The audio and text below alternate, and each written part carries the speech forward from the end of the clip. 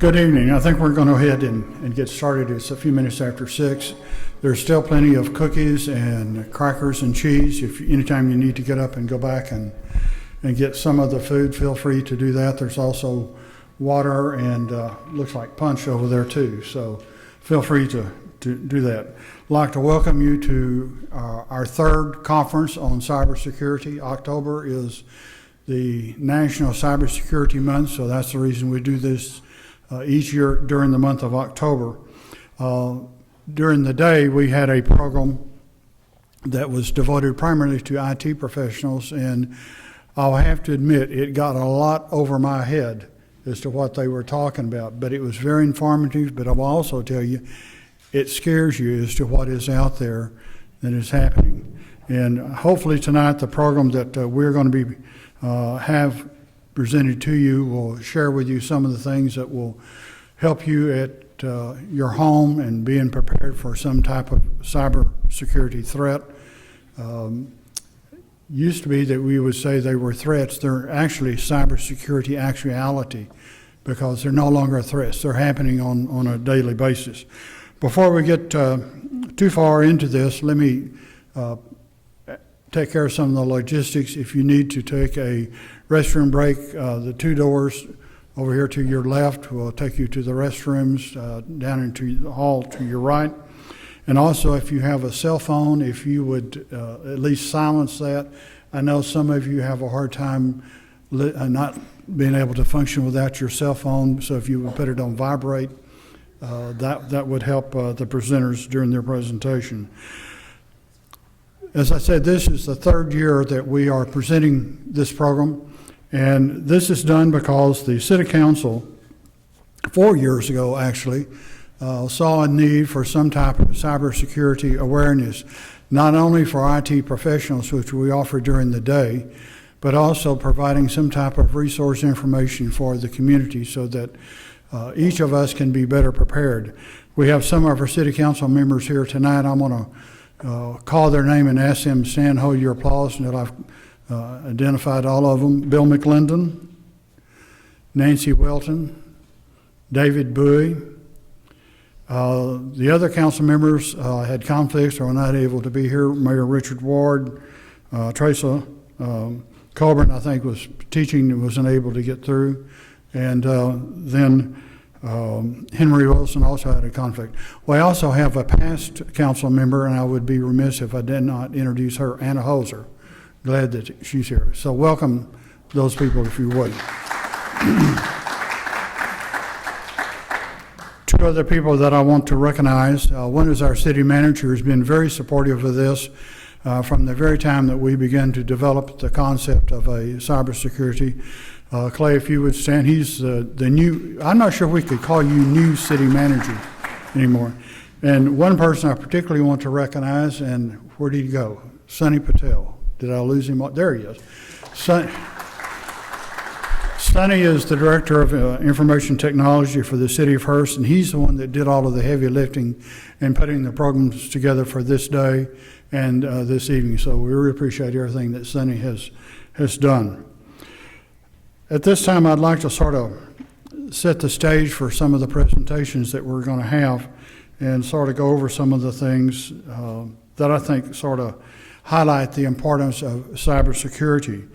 First of all, I'd like to ask a question.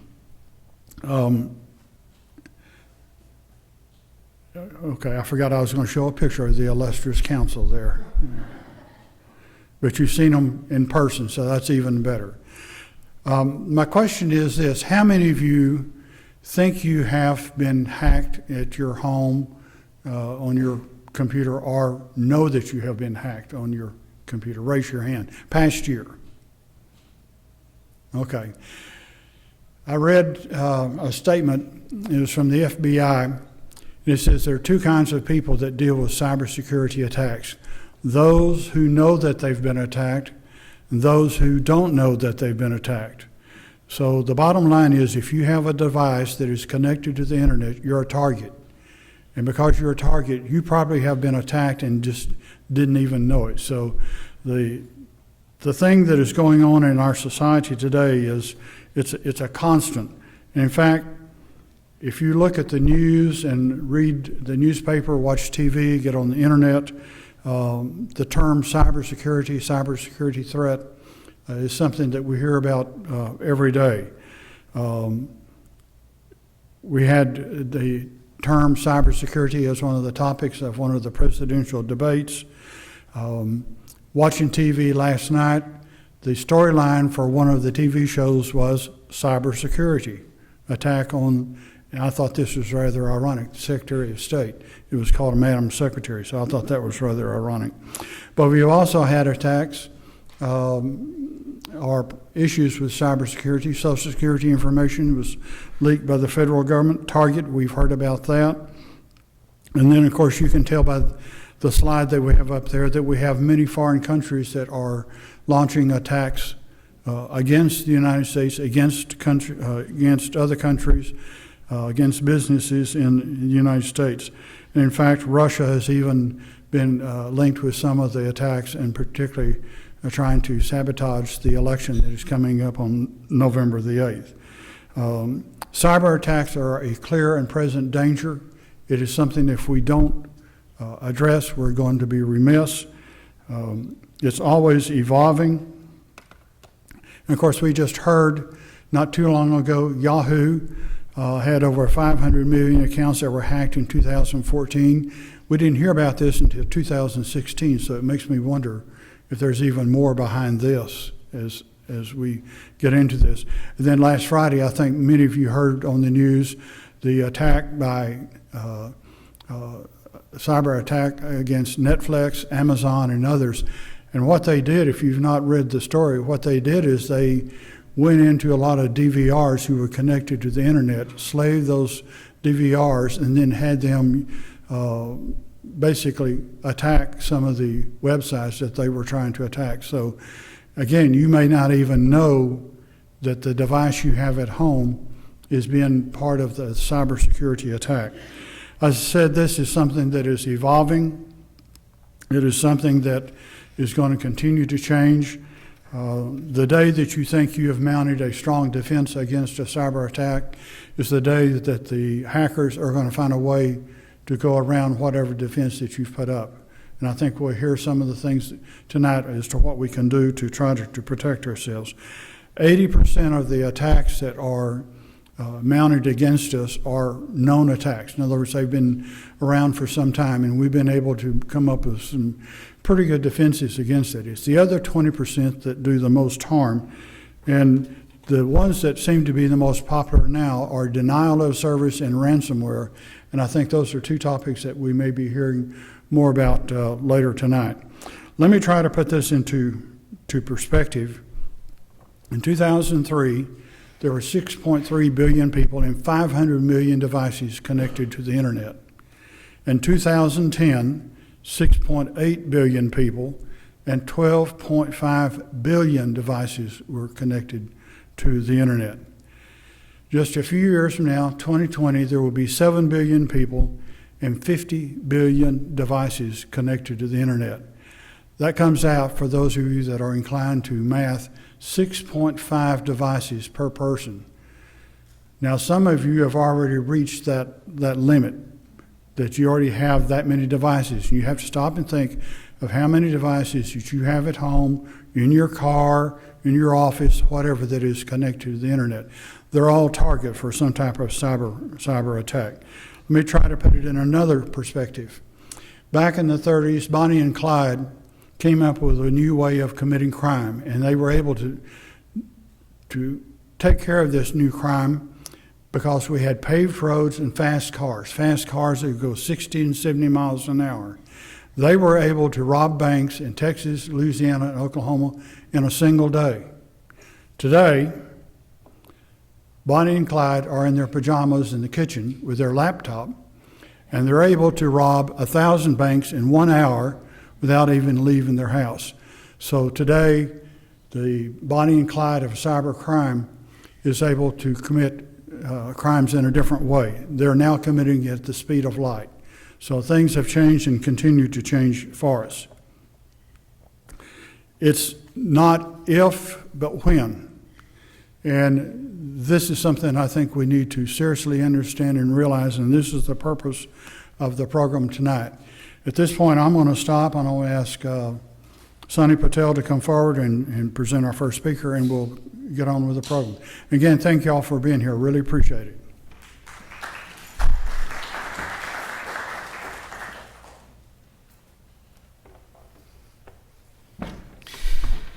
Good evening. Our first speaker tonight is Mr. Mike Ritchie. He is with the Computer Emergency Response Team for the Center for Internet Security out of New York.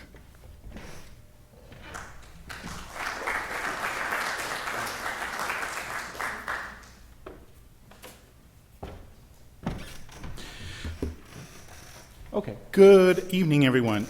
Like Sonny said, I'm the Computer Emergency Response Team Manager for the Multi-State Information Sharing and Analysis Center, and we're going to talk a little bit about what the MS-ISAC is first, so that way you understand where we're coming from in our perspective, and then we'll talk a little bit about the Internet of Things.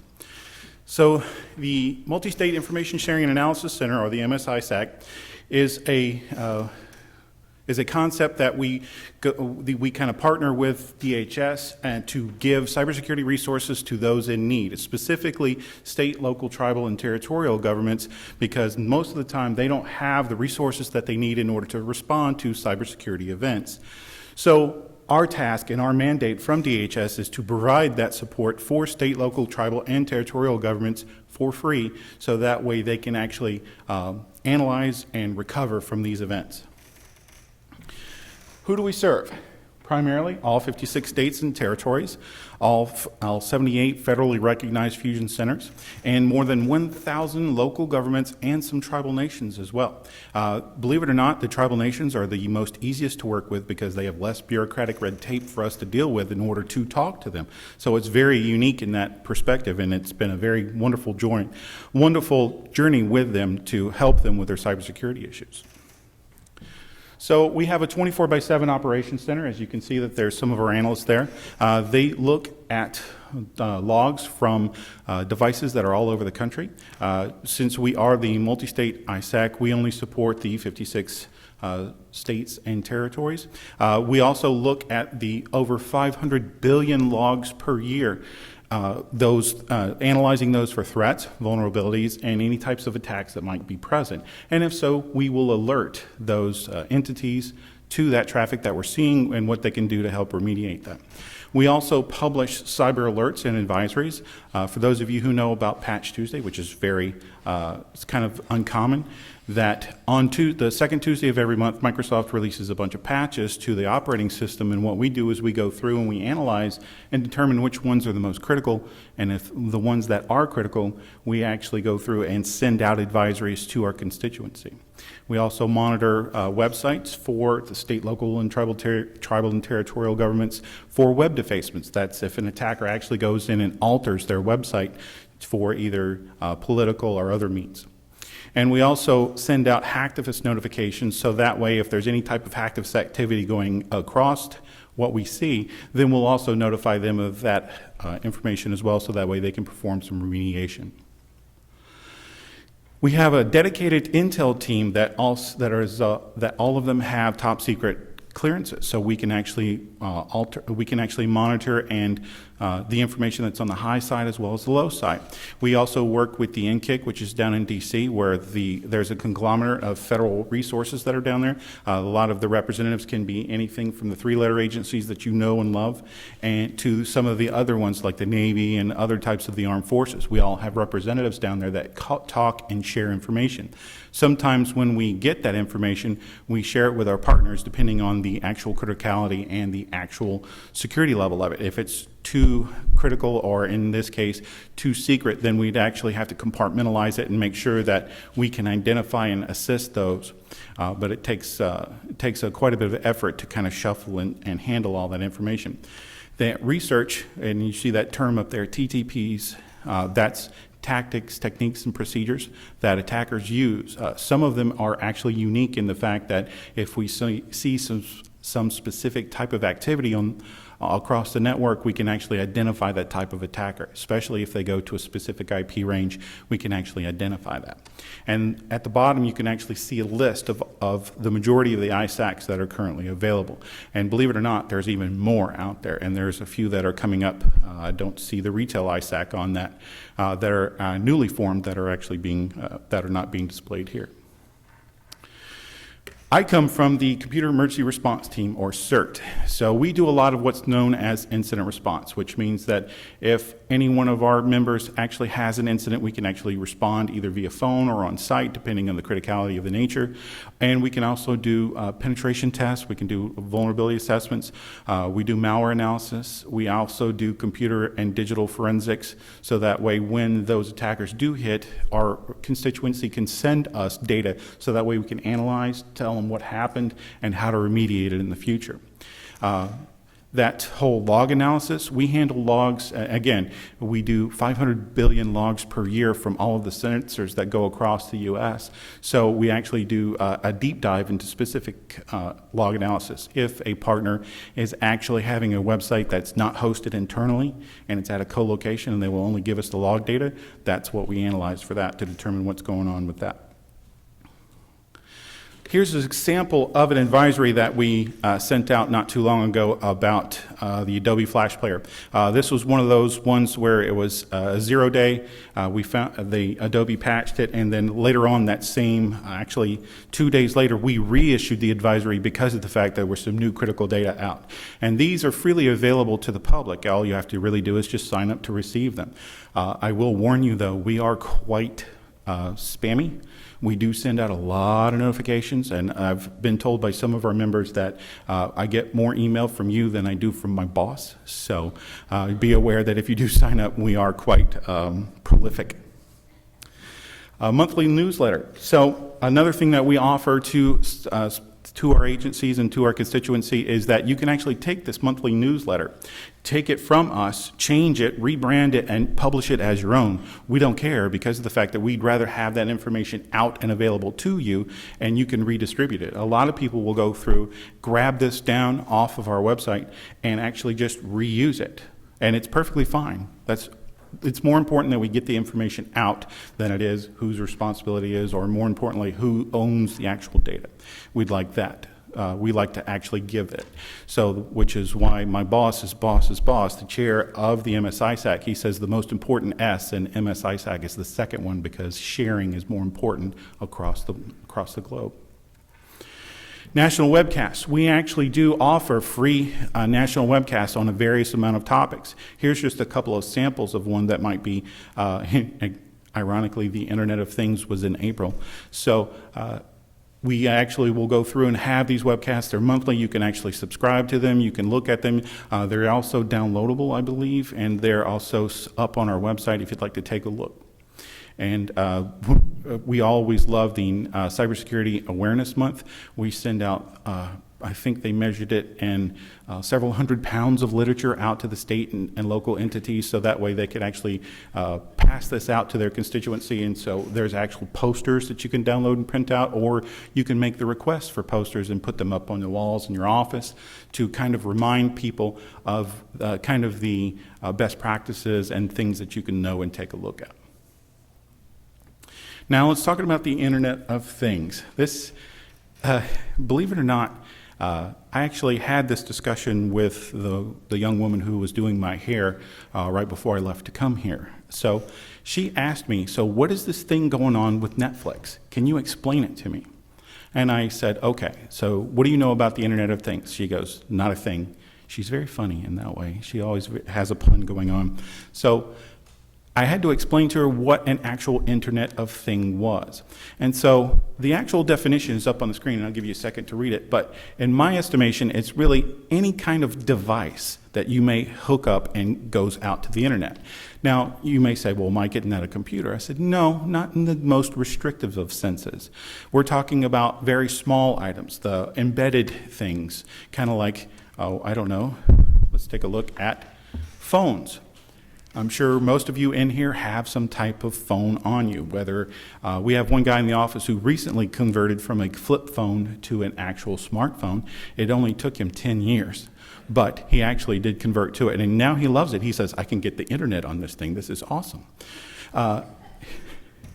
So home stuff, like appliances. How many of you know that there's a fridge out there, we were just having this conversation earlier, that will actually allow you to see inside it. So that way, hey, do I have eggs? Well, hang on. Yes, I have eggs. Awesome. I don't have to go back to the house and look. There's also washers and dryers that will actually tell you when they're done by sending you a text message. And I'm thinking, isn't that kind of the ultimate in laziness? And then I started thinking, well, hell, then I wouldn't have to worry about whether or not it was done or not. I just wait and go, oh, look, it is done, and then go downstairs and actually take care of it. I'm a big technophile, and that thing that you see in the center with the big orange dial, that's a Nest. That's a home thermostat. I love this thing. I can sit there, and when I leave home, I can go to my app and go hit, and by the time I get home, my house is all nice and warm. And because I live in upstate New York, that's very critical. So I want to make sure that everything is all set when I walk in the door. My wife loves this because of the fact that she can go over and dial it down or turn it up, and depending on what she wants. And of course, because we both have the app, I'm watching her turn it down. I wait until it's done and then turn it back up. Other items that you can see, the lighting, the light bulb. I am a very big home automation person. Matter of fact, I can remote into my house from my phone and turn the lights on. I did it once and freaked my wife out. It was awesome. I got a phone call like literally 5 minutes later going, what are you doing? So it was great. But all of these are internet accessible items. You'll notice in the bottom right-hand corner, that's what's known as a Bluetooth lock. You have to bring your phone over to the lock and it will automatically unlock your front door. My wife asked me, when are we getting one of those? I said, never. So there is no way I will ever put something that is remotely accessible on my front or back doors. That's where I draw the line. But you notice that there's also other types of security issues that you can, or other types of security devices that are attached to your network. Do you have any home network devices that are like external cameras so that way you can see? That way if the neighbor dog runs through the yard, you actually have tape of him actually going through and you can prove the neighbor, see, he's going loose. So those types of security devices are internet accessible as well. One of the organizations that I belong to, we wanted to put some external, some wireless cameras on the outside, and I was like, okay, how are we going to secure them? And the blank stare that I got back from all of my friends was, secure? What do you mean secure? I said, well, they'll be internet accessible. Yeah. How are you going to lock that down to where everybody can't see it? They're like, why do we care? It's the outside of a building. And I'm like, okay. So that was a long discussion. And last but not least, vehicles. Did you know that there were attackers that actually gained access to a Jeep while it was on the road? They turned the volume up on the vehicle and basically disabled it from slowing down and the brakes. It was a live demonstration, and they did it. How many know about the vehicles called Teslas? Yes. You know those are web accessible. You actually get the updates through your Wi-Fi. When you drive it into your driveway, it'll connect up to your Wi-Fi, download its update, and update the car. There are attackers, I forget where it was, that sent Tesla, Elon Musk directly, exploit code to where they could actually get and break into the Tesla to where they could actually shut it off, which is kind of scary. So these are examples of Internet of Things, and one of the things that I discovered, which I was mentioning to Sunny earlier, was that did you know that there is a Internet accessible Barbie? So the kids can control it through the Barbie app and make it do or say and do different things and talk to them whenever they see things. I did not know that. I don't have kids that age anymore, so I was not aware. And then you start looking at the internet accessible toys that are out there. It is a huge, huge, huge market now. It's amazing to see what's going on. So let's talk a little bit about incidents involving Internet of Things. So it's okay if you can't pronounce the first one. It's Marucci, just like it's spelled. And this is in Australia. So it would seem that someone was trying to get on the city council or the Shire council for Marucci and was turned down because he was a little bit of a weird guy. And that's a direct quote from the paper. So he decided that since he wasn't able to get into the city council, he broke in to the local wastewater treatment plant. And that picture that you see in front of you is exactly what you think it is. He released all of the wastewater from the water treatment plant into multiple areas across several months and actually flooded an entire, it was either supermarket or a actual, I don't know what it would be called in Australia, but basically it was kind of like a strip mall, and flooded it with literal sewage. And come to find out, he did get arrested. He went to jail for 2 years, and I thought it would be a better penance for him if they made him clean it up. So that would be great. The tram hack in Poland. So this young man, I hate to say kid because he was older than 18, took basically what the same types of circuitry that you can find in a remote control and actually turned on and off the switches that control the direction of the track. You can actually change it. He was able to actually sit there and with a remote control make it flip and derailed 4 trains in 2008. Those of you who don't know Brian Krebs, he's a writer that actually details security incidents. Recently, literally within a couple of months ago, was hit with a 620 gigabit DDoS. So that term's a little uncommon. I mean, we were talking about it just a few minutes ago. So let me go back to what I originally said with my hairdresser. She said, so explain this to me. So I had to explain to her what the Internet of Things was, so the devices. And when I told her about the Barbie, she goes, my granddaughter has that. And I said, oh, make sure it's not connected to the Internet. And she goes, how would I find that out? And I explained to her how she would go and check it out. She says, so why is Netflix running so slow? And I said, it's because it's a DDoS. And she goes, a what? And I said, a DDoS, a distributed denial of service attack. She goes, can you explain that to me? I said, do you have kids? She goes, obviously, I told you I have a granddaughter. And I said, okay. When they were young, did they ever come up to you and go, Mom, Mom, Mom, Mom, Mom? She said, yeah. I said, now imagine 152 children going, Mom, Mom, Mom, Mom. She goes, oh, God, that drives me nuts. I said, DDoS. And she goes, oh, it would drive you nuts. I said, you wouldn't be able to do anything but respond to all the moms, right? She said, exactly. I said, yes, that's exactly correct. She goes, wow, that's pretty interesting. So how do you know 152,000? The article that Brian Krebs wrote up about his DDoS attack indicated that the majority of the traffic was via Internet of Things devices, specifically web-enabled security cameras across the United States, 152,000 of them. There were some DVRs in there as well. There were also some other security devices, kind of like your light bulbs, those kinds of things, in that kind of general genre. Now, can you imagine that some agency coming, knocking on your door and saying, hey, we need to confiscate your fridge because it was participating in a DDoS attack? You can think about it because it actually could be true. Because as things get connected to the internet, it's all about the proper security on board these items, making sure that everything is going on and making sure that you have either changed the passwords if you can, altered it to where it either can't go out or it's explicitly controlled. Like all the home automation on my home network is on a complete separate router. If anybody ever quote unquote hacked it, I would just walk over, pull the plug on the router, and I'm good to go. They can try all they want on the other stuff, but everything is just as secure on one network as it is on the other. The last item that you see here, we've kind of gone off a little bit off topic, but that OVH, that is a French, what they call provider of services. They do everything from web servers to providing internet access and that kind of stuff. They currently, well, we'll see with the latest DDoS that happened, but they currently have the record with a 1 terabit bytes per second, I always get that messed up, DDoS, which basically means they were hit with so much traffic, we have never seen this before. So if you want to try and envision what 1 terabit of traffic would be, imagine you want to watch all of NCIS, all of the spin-offs, and all of the JAG episodes all at the same time. That's how much actual data would be going through that pipe, and that's probably even falling short on that particular instance. So why should you secure your devices? Good internet neighbors. So most people ask me, so Mike, what is a good internet neighbor? I said, so do you have neighbors? Yeah. Are you nice to them? Well, yeah. Okay, same concept. But on the internet, everyone is your neighbor. Me, you, everybody. So you want to treat them like you would like to be treated. So that means that when you set up your devices, you want to make sure that they're secure, make sure that they're up to date, and you want to make sure that if you can, you change the passwords on them so that way they're not the default ones.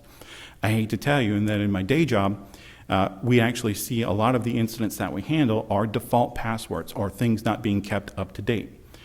Now, another issue that you can help resolve is through reducing the costs. So just take this Netflix example. So now, based on the Internet of Things issue that we have, Netflix is now going to start increasing their bandwidth. They're going to increase the services to mitigate future DDoS, all because there are a bunch of people out there who don't know how to secure their web cameras. So now that cost doesn't stay with the company. Netflix isn't going to say, nah, we'll just suck it up. No, they're going to pass that on to you. And if you are a good internet neighbor and you secure your systems, that reduces your overall cost in the long run because you're not actually actively participating in the attack. Improve your network efficiency and speed, absolutely. Because if those things aren't actually transmitting outbound, you know that you will actually increase your overall bandwidth. You'll actually be able to surf and see all those cat pictures that much faster. And your personal security. So one of the things that we see on a repetitive basis and when we do some outreach to the local community back at the office is people don't change their router passwords. In some instances, they don't even do anything at all. They have the Best Buy geek come in, they set it up, and they walk away. And sometimes the Best Buy geeks do an awesome job. I've actually seen it where they've changed the password to where it's 14 characters, it's upper and lowercase, and I'm going, wow, good job, nice. And then I see some of them that don't do their due diligence in the password. Well, the person requested it to be password. So let's not do that. So in theory, if those routers aren't as secure as they possibly can be, there are your means to accessing the internet. If they're compromised in any way, shape, or form, they could be altered to the point where they can actually intercept all of your data. Where does everybody check their home bank account from? From your machine on your own personal network. And if your router is compromised, there is a possibility that they could intercept, decrypt, and analyze that traffic and get your username and password. Now, granted, that's a worst case scenario, but it's possible. It's what we call in the business a man-in-the-middle attack, where they basically place themselves in between you and the destination you want to go to. So your personal security is part of this. You need to take this into account when you're looking at those items and to make sure that when you deploy them, that they actually have at least the best practice or at least some thought into it. My in-laws are Canadian, and the provider that they have up in Vancouver Island requires that the password be complex on the router, requires it. I thought, congratulations, thank you very much. But when they deployed it, the actual technician said, nah, you don't have to do it. You don't have to worry about it. I said, no, you should leave it. So what they did was they hard-coded the password on the router itself, and it's embedded into the system. Now, you can change it, but whenever you reset that router back to its defaults, it goes back to that very complex password. So if you're interested in learning about what some passwords are, some of the more default ones, do a Google search. Look at your router and say default password for that router that you're using, that device that you're using at your home. You will be blindsided at the level of information that's present that they can actually get from a simple Google search. So let's talk a little bit more about what you can do and things that you can see. So if you have, and these are all open resources that you can use, and they're all very publicly available. So the Internet Crime Complaint Center, or what's known as IC3. Anything that you have regarding online crime or anything like that, you can report to these guys. These are actually federal agencies, and they're not really federal, but they're more supported by the three-letter agencies. And by reporting this, you're kind of helping them consolidate and aggregate all that data to where they can detect if there are any trends. Maybe they can see something like every year around, if there's any type of disaster, so anything like the hurricanes, there's instantly, within 24 hours, all of these websites purported to be charities or people that are going to help, and when probably the majority of them are frauds. So you can actually look at their site and get some more information on that, and that way you can see, hey, am I seeing this? Or you can look at your email and go, oh, look, there's one of those fraud sites. I'm just going to delete that. Next item, stay safe online. This is absolutely a great resource.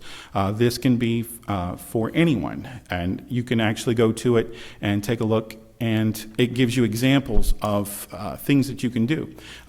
We've recently started a program that I really want to see this go forward, as we're kind of testing it out in a local school. So when we think about cybersecurity, a lot of us are thinking about it as a newer concept as adults. What if we got this concept into the children at the early stages? Not really indoctrination or brainwashing, but just making them aware of, hey, when you type in your password, what is it? When my son types in his password and I happen to be looking over his shoulder while he's typing it, it's now gone from 8 characters to 16. And I asked him, why so long? He goes, because I don't want you to break into my account, Dad. So, and I said, well, it's too late. I already did that. But anyway, but that's the thing. He's actually got that conscious effort. Because he's around me, I think he kind of gets it through osmosis. But a lot of the times, by making him conscious of that item and making him conscious of the choices that he's making, it's going to perpetuate from him and hopefully all his children and all their children and vice versa. So, Stop, Think, Connect. I think there's some pamphlets out on the front table about Stop, Think, Connect. This is another wonderful program.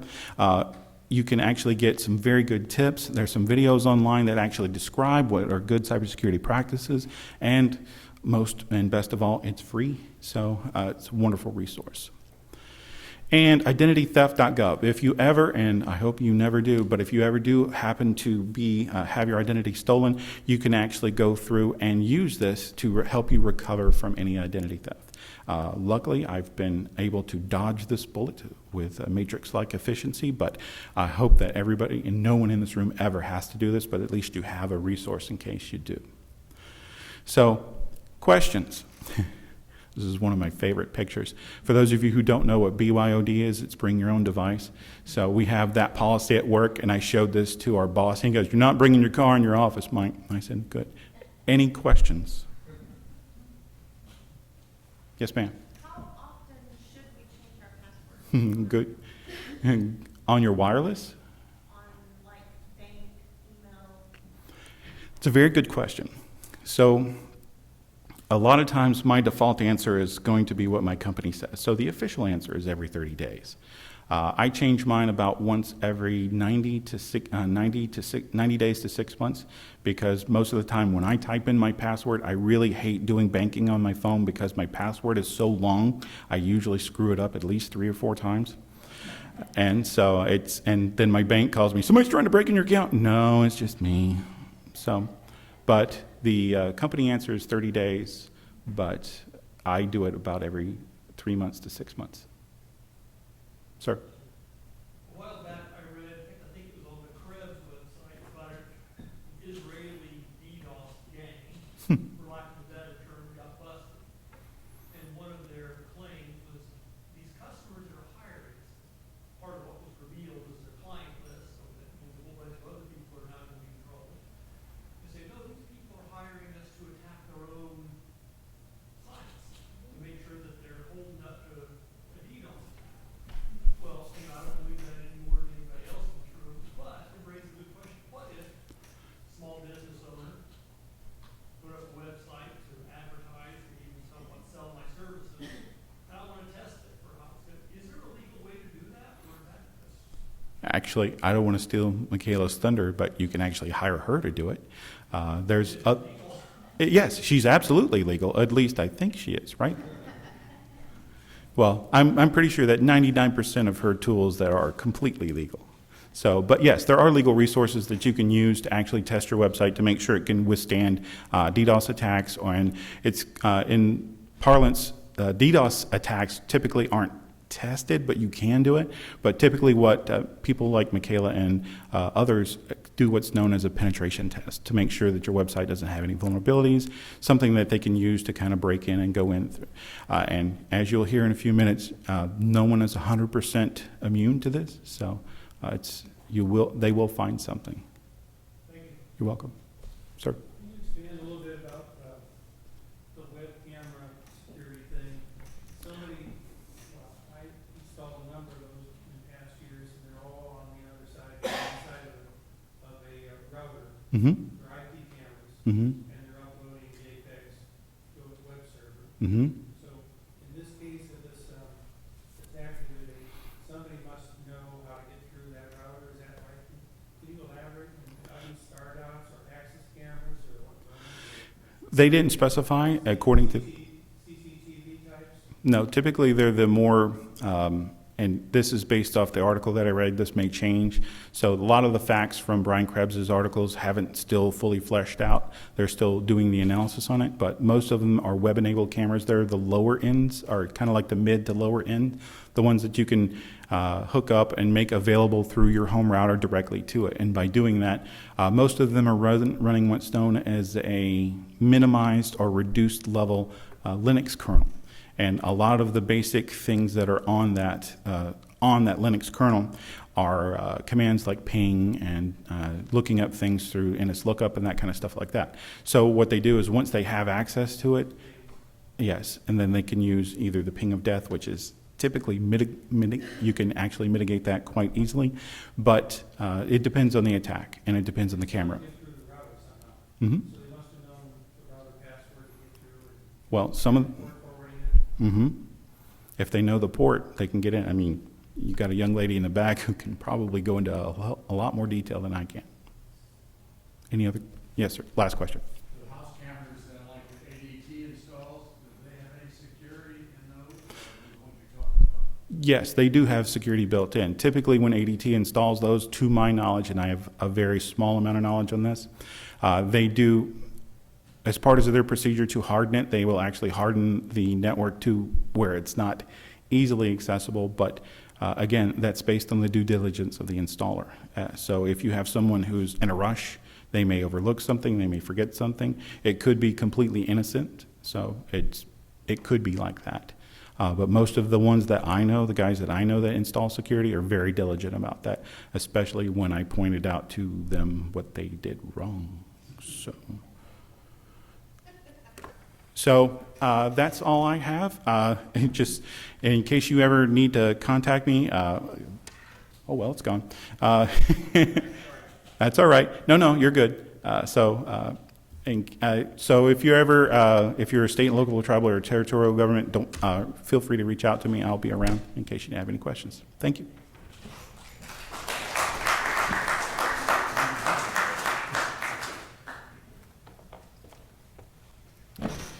And we'll have Mike and the rest of the speakers back up here towards the end of the evening for any more questions that you may have. Our next presenter is Michaela Lee. She works with CDW, and she is an information security subject matter expert. And I'll let her explain exactly what that is. You may be surprised.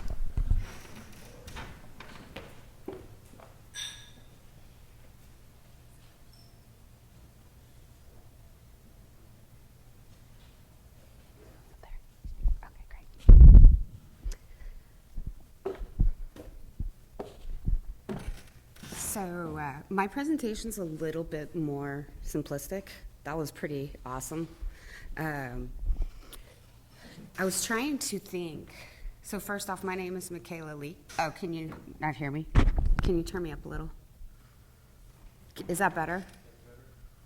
Is it better? Can you hear me now? A little bit more? Okay. I think is that good? All right, perfect. So there's a lot of little things that we do every day that put us at risk personally. And just to start off with who I am, so there's my very first snowman. As a Texas girl, I was really proud of that. Made that in Wisconsin. Actually, the ice, it's an ice man. It looks like a dog because it was so frozen that I couldn't make a snowman. So who am I? I'm Michaela Lee. I work for CDW. We're one of the biggest IT companies in the world. We have offices in the UK. We have offices in Canada. We are number 234 on the Fortune 500 list. We are a $15 billion corporation. And I run our information security assessment team. So I've been in security for over 6 years. It's actually been a lot longer because I was a coder, but I wasn't as concerned about security. But all I do every day is security assessments. Some little bit of information about me. I do Krav Maga. I'm a single mom to an 8-year-old boy, a boxer, runner, good old Texas girl, love to skeet shoot. I put skeet shoot up there because a lot of the time I'm presenting in other places in the country, and they're like, yeah, everybody in Texas hunts. So I'm actually a dove hunter, but... So I wanted to show you some examples of some things that you might see in email. I want you to be aware of what one of your weakest points is, and that's your email. Every single time. You have spammers all over the world that are trying to get your personal information. You have hackers that are trying to get in. Now, one of the things that I pointed out in our earlier session was we're really smart as hackers. We have 100% success rate if we go after a target. Here's the thing though, we're lazy. I'm really lazy. People in my field are really lazy. I'm looking for the point of least resistance. And if I'm gonna come after you personally, trying to get bank information, trying to get personal information, trying to steal your identity for several reasons, I'm gonna come after you via email. Spear phishing campaigns have went up exponentially, and they're the easiest way to get your information. In 2015, there were over 1 billion people who had 1 million people who had false IRS tax returns filed before they filed them. They collected personal information through emails. They filed taxes right at the very beginning of January for you, got your tax return. And then when you went to go file, whoever it was, their taxes had already been filed. And now you have to deal with the IRS. I know there's a lot of city government people here, but does anybody really like to deal with the IRS? I don't. I'm just saying. So one of the things I want to point out is this is one of the biggest emails that went around. An email from the IRS. Well, here's the first thing. The IRS will never, ever, ever, ever email you. They will go through the United States Postal Service. It is what they have to do. They will never send you an email. So some of the things to look for in here, and this is what I wanted to point out for any email that you get from anybody. The first one is the top line, irtx.com, who it's from. That's not even .gov. So that's one of the first things to look for. Who sent this email? And if you don't recognize it, you see where the @ sign is? Copy everything after the @ sign and put it into a browser and hit enter. If it goes to a specific website, then it might be something legitimate.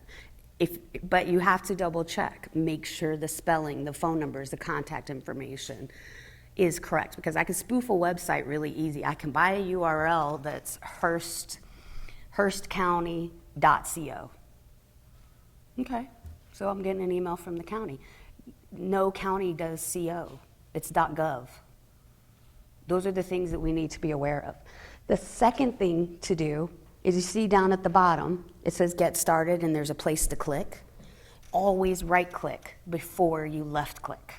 Inspect what the site is it's trying to send you to. You will see 99% of the time that it's not who they say they are. It's a really simple practice to look for just a couple of things. Number 3 is, are you really expecting an email from whoever this person, your bank, whoever it is? Or is this a phishing attempt? Those are simple ways to try to protect yourself. A lot of us think that if we lose our bank account information, if we lose other things, that our bank is going to refund that money, and they will. That's a fact. But how many people in the room, honestly, have 2 months worth of your bills in your gun safe or under your mattress? Yeah, you can't live for 30 days if someone steals your identity and all of your bank account information is shut down, all your credit cards are shut down while you're trying to claim your identity back. We can't. We have to take loans from friends. We have to do other things. We can't even go to a bank and take a loan. So, just some simple things to watch for. Next one. Here's another one, Amazon. Everybody has Amazon account. So my company on Amazon Prime Day last year sent out 5 million emails, spoofed emails. 99% of the people we sent it to clicked. Everybody has Amazon. Everybody, right? This is something we would think, hey, So here's some things to look for in this one that have already been pointed out. Number one, it's not, the A is missing off of Amazon, and it's Amazon Canada, okay, from who it's from. Another thing, dear client, it's very generic. It's not made to you. And the last thing is, by hovering over or right-clicking on that URL, we can see that this is not a correct URL. The site is a redirect key, is what it actually is. It shows us this because I can actually make a URL say anything I want in an email, but the problem is once you click it, I can redirect it to anywhere I want in the world. So simply right-clicking before left-clicking is going to tell you where that is actually going to lead you. And that is just really simple stuff, you know, but that could save us so much heartache. Another thing is I love my mother, so I'm a single mom, and my mom is a retired vet. She's an injured vet, actually, and she lives with me. She helps me take care of my son so I can travel and work. And I love her to death, but she'll come in and she'll say, Mickey, I just got a $500 gift card from Walgreens or from Walmart. I'm like, no, Mama, you didn't. But I put all my information in. No, Mama, you didn't. And this is why I have 3 networks in my house. I literally have 3 networks. I don't expect everybody to have that. I have myself under one. I have my son and mother under a different one. And then I have one on top of us. I actually have 3 different firewalls, 3 different manufacturers. I am doubling down hard on my network. And I also bought my mom a Chromebook. Another good thing, you know, Chromebooks, less malware, things like that. Just saying. A lot easier to manage. You don't download things, you use the cloud. It makes it a lot easier to keep her from getting viruses and those types of things. But another thing is phone calls. So there's a big scam going out about you get a phone call from Microsoft. They say that you sent an error message, which you probably did because Microsoft has a million errors. You can't get Microsoft on the phone if you call them yourself and you wait for 5 hours. They will never call you personally. I work for one of the biggest companies in the world. I can't get Microsoft on the phone that easy.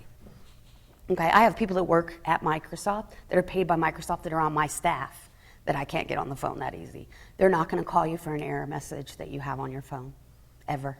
The IRS isn't going to call you and tell you that you owe them money and that there's a lawsuit pending. The easiest thing to do when you get phone calls from somebody demanding information, your bank, anything, because it's easy for me to crack your email password, go into your email, see who your bank is, your new statement is online for Chase, call you and say I'm from Chase. That took me 5 minutes to do that to you. That's it. And I need you to verify your bank account information, please, so that I can assist you and make sure that these charges are yours. Can you please give me your credit card number? It's that simple. I also need your social security number as another form of identification, and can you confirm your address?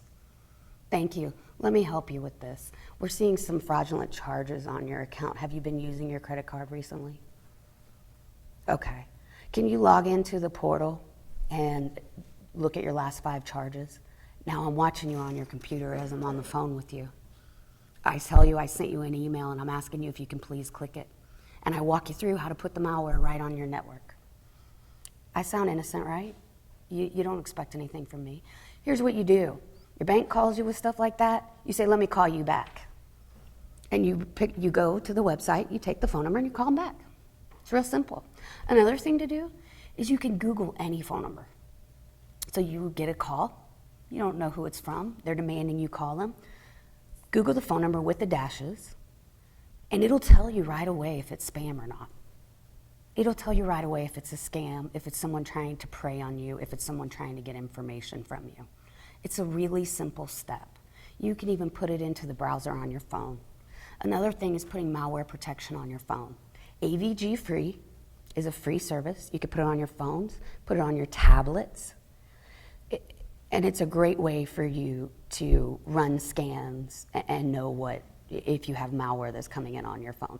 And just because you have Apple does not mean you're immune. You have MacBooks, things like that. I actually have wars I have half my team that really likes Mac and half my team that likes PCs. So us PC people write exploits against the Mac people to mess with them. I wrote one 2 weeks ago that turned another guy's monitor upside down for 24 hours. Every time he tried to mess with that code or to manipulate it or to turn it off, the clock restarted. There was absolutely no way to get around it. So I told him to quit messing with it because it was going to be 24 hours regardless. I got my payback because I was doing a presentation for a big client, and all of a sudden David Hasselhoff in a Speedo comes up on my presentation because he hacked my workstation. But what I'm saying is that I can write an exploit against a Mac just as easy as I can a PC. So you're not immune if you're in the Mac community. You're not immune if you have an iPhone. I can get to those too. So these are just some simple things for us to look at. Now, weapons of mass destruction, social media. We all want to be part of social media, right? I know my family is a part of it because they see pictures of my son. I have my ex-in-laws on my Facebook. Now, I personally use a fake name for Facebook. That's just me. I'm paranoid. You don't necessarily need to do that. But there are some things that we need to be aware of with social media and how easy it is for me to get information about you. So how many people here that do have Facebook or social media have seen that these messages, if you're my friend and you want to learn 25 things about me, here's 25 things about me, copy and paste this to your message and put 25 things about you. And number one, what was the first car you ever drove? Number two, where'd you go to high school?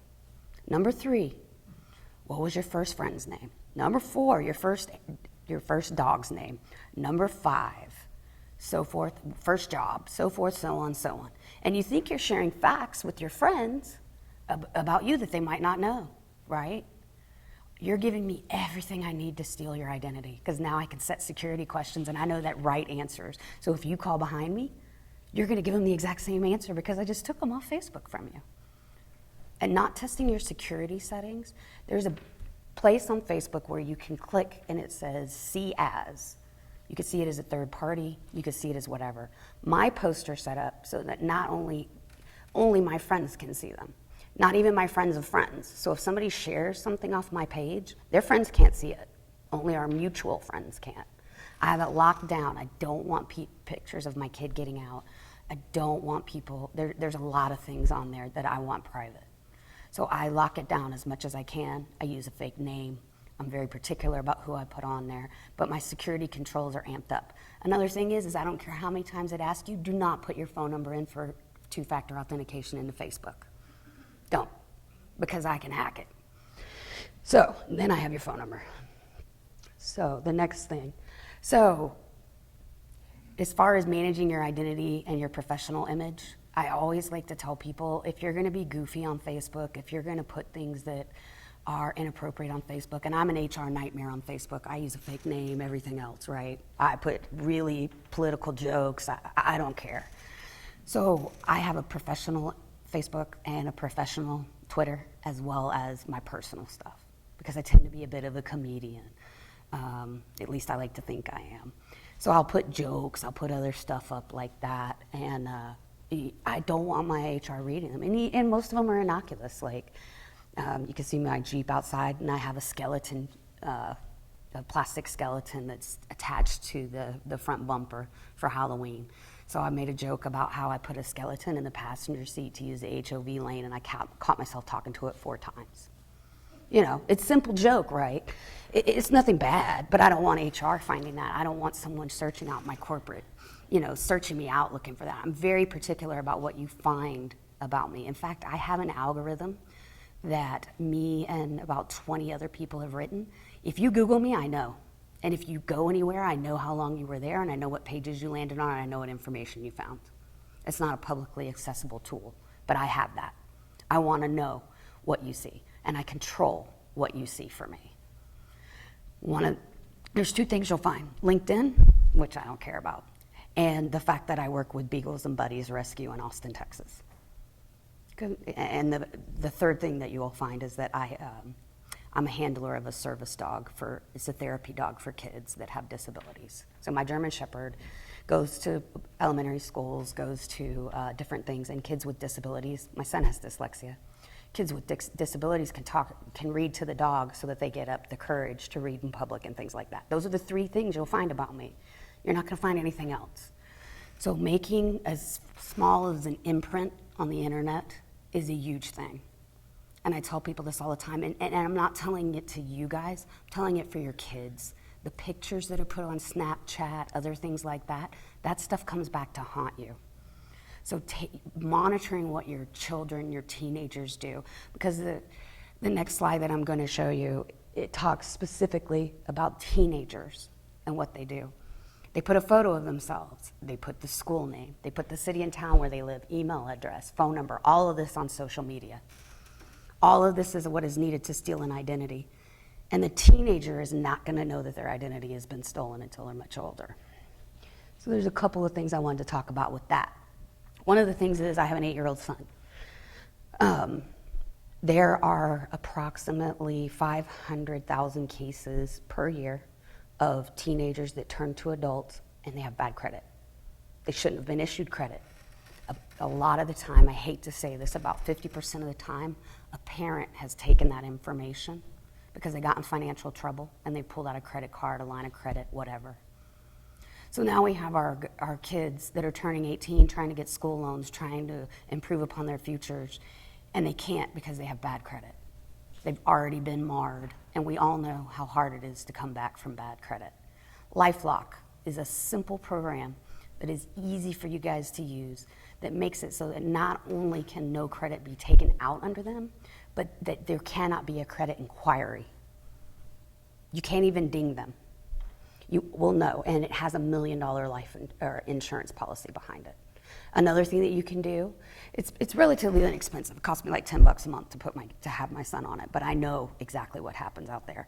Another thing you could do is you can also contact the 3 credit bureaus, and you can ask them specifically for the credit of your children, grandchildren to be locked until they're 18 years old. It's easier to do LifeLock. It's insured. It gives you a little bit more meat in the game. Now, another thing is, how many people check their credit on a regular basis? Perfect. And every 30 days? Okay. Credit Karma, free program, guys, free. And you can check your credit, and it will also, you can set it up so that it emails you when you have new inquiries, your credit score changes, things like that. There are millions of cases of identity fraud every year. People have bought houses in other states. People have done all types of things. My ex-husband actually got and bought a house and forged my signature on it as a co-signer and had 17 late payments and a foreclosure. You know how I found out? And this is me, a security person. I went to buy a new car. And my friend says, "You have a foreclosure on your credit." And I was like, "How's that even possible? I own my home. I've been in my home for 8 years.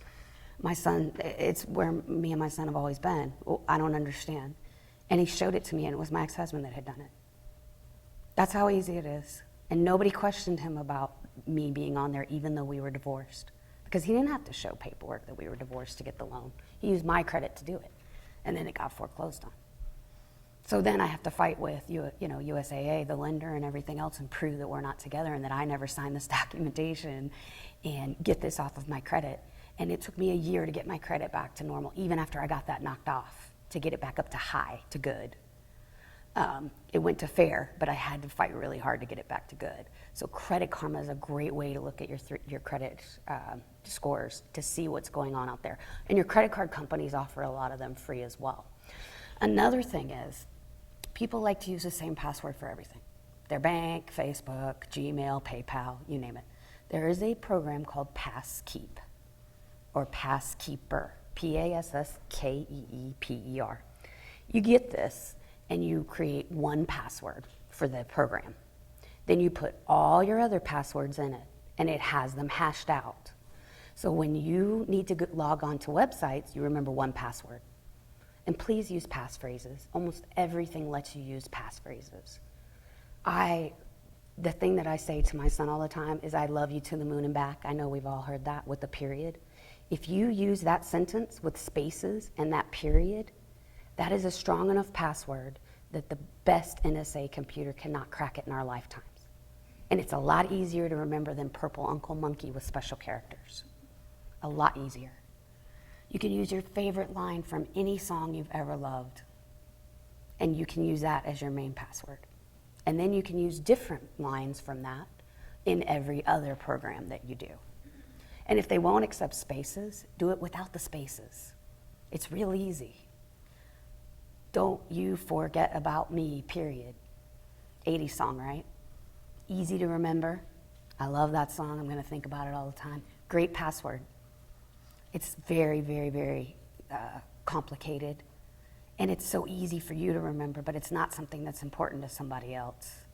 Don't use the day you got married. Don't use your husband's name, your wife's name. Don't use your dog's name, your children's names. These are all things I'm going to try first.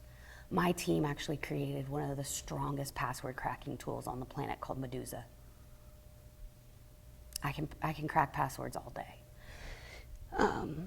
And then that's it. That was pretty much, I just wanted to get some of the things. Does anybody have any questions or anything? I know we're about to have a panel where they're going to do more questions, right? Okay. Do you want to wait for that? All right. Yes? You mentioned about your 3 networks. Did you put those 3 networks in serial or parallel? I have them parallel. Router inside of router inside of router? A parallel. Yeah. Or parallel? Yeah, parallel. Okay. So, So they're separate networks, but they were nested. yes. I don't know if can you make nested? I've never tried nested routers. You can. Can you? Yeah.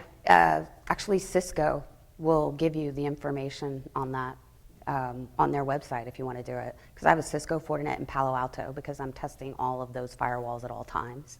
So I tend to use those 3 manufacturers to go against. And that was called Passkeeper, was it? Yes. K-I-P-P-E-R or? It's Keeper. Yes. Yes. Mike, you mentioned on emails, we'll show you links to the website. You suggested copying it out, pasting it into a browser and see where it takes you. I've heard that some websites, just by simply visiting them, you can be infected with a virus. Is that true or not? So not the link that's in the email, the end of the email address was what I was telling you to put into a browser. I was telling you to right-click on the URL to see what it is and inspect it first to see it. And if it doesn't look like it's going to the right place, then don't click on it. So let me go back. Hold on. So right here, see how the link says Amazon.com? Right. Okay, but underneath it, if I right-click on it, it's actually a redirect. Now, if you go up to the first one, the MazonCanada.ca, it's not going to go anywhere. That's the one that you can actually put into a browser, the end of an email address.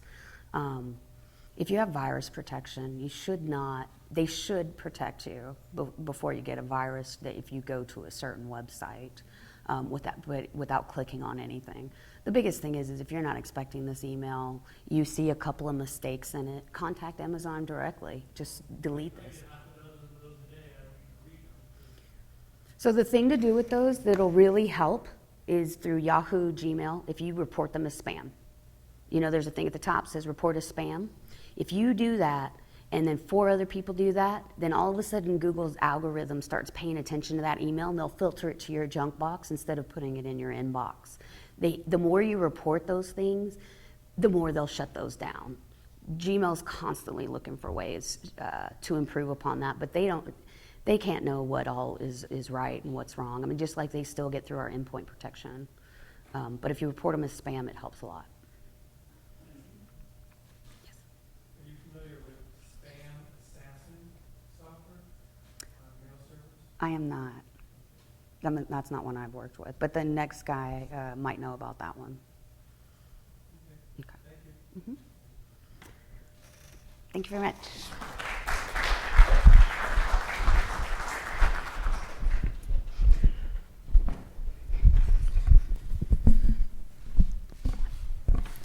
Our next presenter this evening is Clay Golier.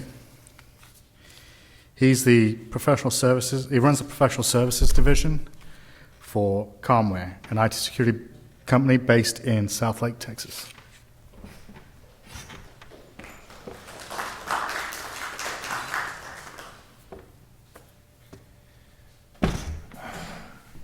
How you doing tonight? Are you scared yet? We really should do that on Halloween night, I think. That'll get you more in the spirit. My presentation might overlap Michaela's and Mike's earlier, but much like Michaela's networks, we've worked in parallel, so there may be a little bit of overlap. Very briefly, give you an idea of where I'm coming from. I work at Comware, which is a small IT security specialty company where we sell product to companies and governments, and we also do services like the penetration testing that we discussed earlier. Based in Southlake, and we've been in business since 2000. As for myself, I've been doing this 20 years, not proud of it, I'm getting old. I've done some very large projects, I've done some very small projects. Most of them are fun.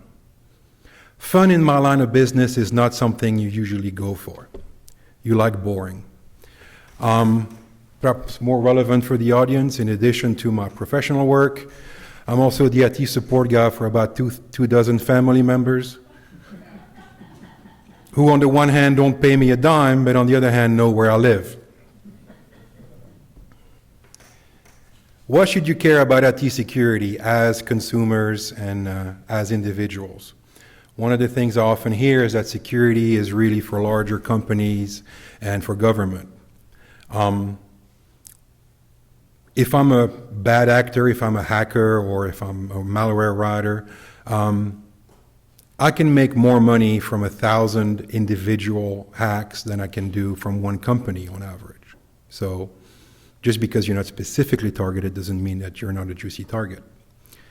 Malware is very often automated and built in kits. So it's very easy to write something that's very generic and that applies to a bunch of different individual computers. And it's about as easy to do as it is to go after one specific resource. And if your mom and dad at the house with very germane and, let's say, boring internet activity, you also may be an employee at a valuable company, and that in itself makes you a target at home. If you don't have much as far as IT equipment goes at the house, don't forget you also have, as Mike pointed out, probably at about this point, a dozen other devices that are hackable. Some people say security expensive, and I try my best to make it expensive. I am a consultant. But the most effective steps you can do to protect yourself are basically free or have a very nominal fee. The things that you should be aware of as internet citizens is that every piece of data about you, about your family, has a value. It may not be a huge dollar value, but it has some value. And when you aggregate it, we start to talk about real money. Credit card number has an obvious value. I can use that credit card number, buy things for myself. It's easy to grasp.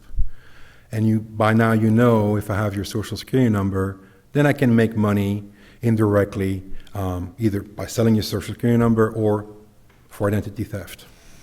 But as Michaela pointed out, little bits of personal information that don't seem to matter much, your favorite color, your first car, can be used to reset your online identity with places like Amazon, like Google, with your bank, and can get you at risk that way.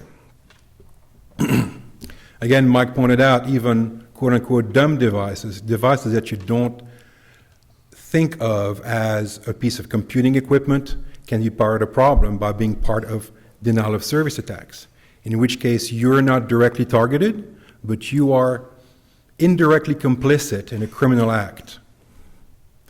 You can do a denial of service attack in which your router goes and attacks a site, Or it's not too far-fetched to imagine an attack in which I go into your router and I will block Facebook because I don't like Facebook or because I'm extorting Facebook.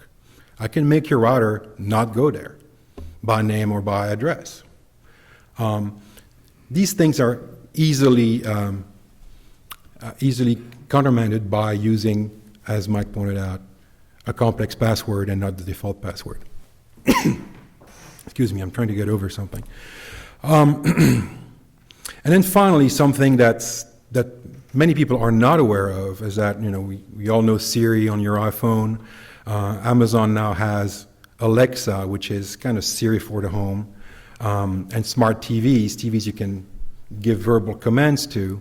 Well, in order for them to hear what command you're sending, implies that there's a microphone going on. Thank you so much.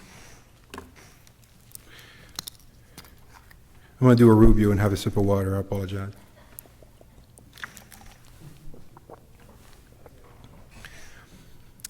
Another thing that's worth remembering is, show of hands, who remember these things?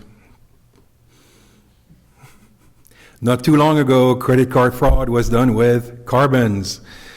And the running joke was you had to get your carbons. Well, the threat is the same, credit card theft.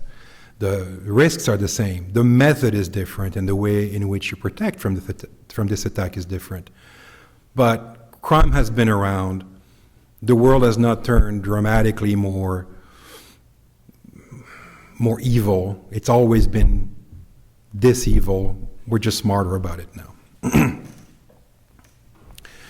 So as internet citizens and as individuals, rather than companies, you'll hear a lot about malware and viruses, things of that nature. But by and large, the biggest threat to an individual will be a scam. Michaela pointed out Microsoft, quote unquote, Microsoft calling you and trying to get information from you. That's a scam. There's no technology involved, right? I mean, I'm picking up the phone and I'm assuming you have a PC. I don't have to look you up. All I have to do is dial a number, wait for you to pick up the phone, and try to scam you. The other threat that is germane to individuals is something called ransomware. I don't know if you're very familiar with that. I hope you're not.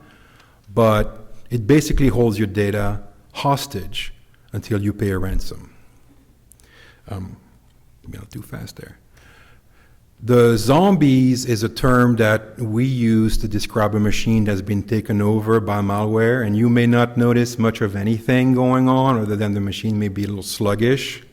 That's because it's running other software that an attacker will use to maybe send spam to a bunch of people. So it's kind of stealing your computer's time and resources, not stealing directly from you, but again, making you complicit in their criminal act. Credit card information theft, we've covered that at length. Facebook attacks, my father-in-law recently came to live with me, and I have become the Facebook fraud division at my house. The poor man seems to attract them, where every day he gets some post he replies to and tags all his friends. And Facebook is a wonderful thing, just not for me. So again, as Mike pointed out, the world is not going to get any less connected. We're not going to have any fewer devices on our network. We're going to have more. We're going to have smarter things. We're going to have smarter pencil sharpeners that will look up online the grain of wood used in your pencil and use the exact precise cut that will guarantee your pencil to be as precise as possible. I'm making this up, but it's not far from the truth. You have more and more devices hooked up to the internet, each one of these devices being itself susceptible to some form of attack. What you'll start seeing as well in the not too distant future, I'm looking at my crystal ball. I have no basis in fact for saying this other than I've done this for 20 years, there's always going to be something else. But The Alexa home assistant, for instance, that records everything all the time, or many of those new televisions and Xboxes that respond to voice commands, somebody's going to find a way to leave the microphone turned on and upload that conversation that's recorded to some server somewhere, right? That's going to be a thing, probably in the next 12 to 18 months. The other thing that's going to happen, in my opinion, is much as we've seen in the case of ransomware, that instead of simply deleting your data or infecting your computer with a virus, today your data is being held hostage. I think that in the next few months, probably a couple of years, you're going to start seeing some version of that for your online personality, where your Facebook account may be hacked, and unless you pay this fee, ransom, whatever you call it, bad things are going to happen to your Facebook version of yourself. For whatever reason, we've all jumped into social media. It's become an extension of ourselves, and it's become central to how we interact with each other, how we deal with our customers, our friend, our family member, and therefore it becomes a vulnerability. It's something that can hurt us. So we need to be aware of how we can secure that online version of ourselves and not fall into the trap of offering yet another way for people to take advantage of us.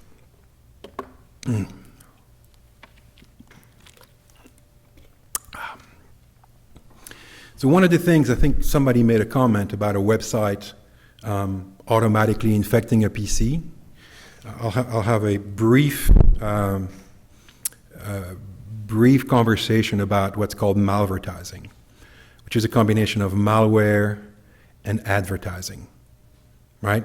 So you browse the web, most of the websites you go to are free, the website owners need to make money, pay for their equipment, make a decent margin, so they'll have ads to support their infrastructure. Those ads typically are not vetted. They're resold, if you will, to an ad agency that itself resells that virtual real estate to many, many potential bidders. And one of the things that you see is that this advertising can be used to infect your machine. It's also important to know that malvertising is a thing, mailvertising is not. Mailvertising is any ad that includes NASCAR drivers, Larry the Cable Guy, anything that's aimed at us guys. We can deal with that. What does malvertising look like? As you can see on the screen, the ad is simply running on the right side of your screen. The ad itself has code. The ads are smart. Code that not only tracks whether it's been seen, whether it's been clicked on, things that are considered legitimate in the online world to verify how effective an ad has been, but it can also be used to run code on your computer to infect the machine. Again, example, Last.fm, a fairly mainstream service, run ads like this. This happens all the time. And this advertising can also lead to scams, again, as Michaela described. This is the typical Microsoft blue screen scam that you get. You go to this website, your browser seems to be non-responsive, you have a window that you can't click out of, and it tells you you have a blue screen of death, even though you clearly don't. But if you call Microsoft and give them your credit card number, your life will be so much better. It's very easy for a malware writer to get onto even a trusted website. And I'm talking about websites like New York Times, LA Times, MSN, very well-known brands, sites that you would not mistrust in any way. You might mistrust the New York Times, but names that you've heard of and names that you expect quality from. These ad agencies are the ones actually serving those ads. They're not the sites themselves. Those ad networks may be vetting their clients with some effort, some do not.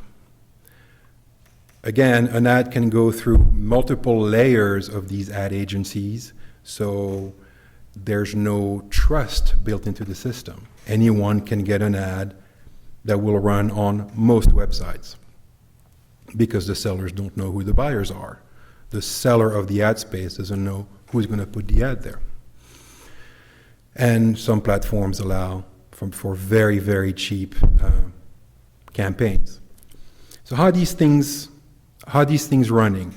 Most of these ads will use something called Adobe Flash. It's something that's part of your browser. It's a little more complicated than that, but let's call it part of the browser. And that program has the capability to display complex images, to also run some code and do it in a very efficient way, efficient in a technical sense, so that it's very popular in the ad industry and it's very popular in the tech world. Unfortunately, Flash has a lot of vulnerabilities. Vulnerabilities are simply open doors that were left open by the writers of a particular code, right? Microsoft has lots of vulnerabilities, but they make lots of products. Flash just happens to have a lot of vulnerabilities. So it's very easy for a malware writer to take advantage of that vulnerability. When you're on that web page and you see the ad load, that's it. The exploit is primed, ready to go. Most of these ads will still require you to click on the ad for the code to run, but in some cases it's been possible for the ad to infect the machine without any clicking. And indeed, you'll see, based on this screen, the malware writers are taunting the security groups that reverse engineer these things to write the protection software. You see that in the code, they're taunting the white hats, which is what we call these people. So, speaking of malvertising, can you guess where the code is in this entire image? I've highlighted the gray spot. That one spot has a 1:1 size that if you open, you'll see the obfuscated code. You deobfuscate it, and you'll see what actually runs. And that code is actually pretty interesting because it has subcode that turns itself off if it encounters certain programs running on the PC. Meaning, it knows that if you run, say, Malwarebytes, Kaspersky, or Trend Micro, don't infect the PC. You're not gonna successfully infect the machine, but you're gonna raise an alarm, so just turn yourself off. And before you ask, by and large, one antivirus is not miles better than the other, right? There are quite a few you should stay away from, but any brand name antivirus is very good and will help protect you from some of these things. Will it affect you? Well, as I mentioned, that affects sites such as MSN, New York Times, BBC, AOL, on and on and on. Facebook can probably make that list as well. And what does that ad deliver? Well, increasingly, that ad delivers something called ransomware. The ransomware is a piece of malicious software that will encrypt your personal files and will ask for a ransom. Will ask you to pay for the evil actor to send you the key that will unlock that information and get your files back. There's different variants. I'm showing you two of them. This tells you helpfully how to buy it and how much it's going to cost. Ransomware is very difficult to crack. It's very difficult to protect from. Once you're infected, your best bet is to restore from backups. So one of the key takeaways from tonight is No matter how safe you think you are, you always, always, always, always need a backup, and a backup that is kept offline.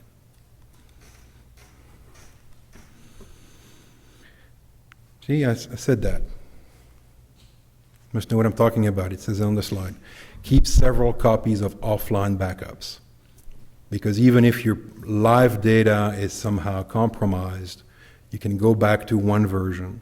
And what often happens is, let's say you backed up yesterday's version of your files. Well, they've already been infected at that point. You just hadn't noticed it yet. So if you restore that version, you may restore a compromised version of your files. Therefore, keep several copies of your backups. One every day, one every week, one every month, on and on and on. And there's software that lets you automate all that, makes it a lot easier. But always install patches. Always, always, always install patches. Patches block vulnerabilities, which is the number one way that this malware gets on your machines. If there's a piece of software on your PC, and I guarantee you there is, remove it. If you don't use it, turn it off. Anything that you have installed is more ways in which to attack you. Run the latest browsers. When in doubt, get the latest and greatest. And obviously keep your security software up to date.